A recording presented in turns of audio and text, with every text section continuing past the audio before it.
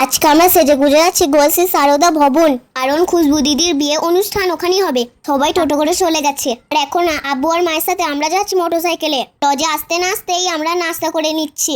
আমরাই মনে হয় সবার লাস্টে নাস্তা করছি, কারণ রেডি হয়ে আসতে একটু দেরি হয়ে গেল। নাস্তা করে নিয়ে নিচে এসে দেখি দিদিরা দুলা ভাইকে দিয়ে ফিতে কাটাবে বলে গেট ধরে দাঁড়িয়ে আছে।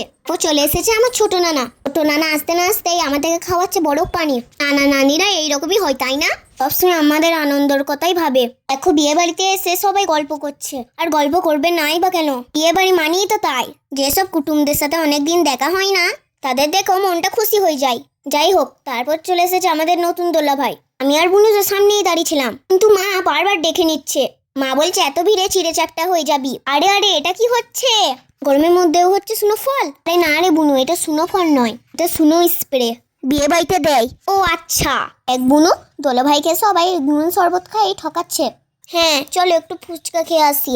বিয়ে বাড়িতে ফুচকা স্টল না দেখতে পেলে মনটা অনেক দুঃখ হয়।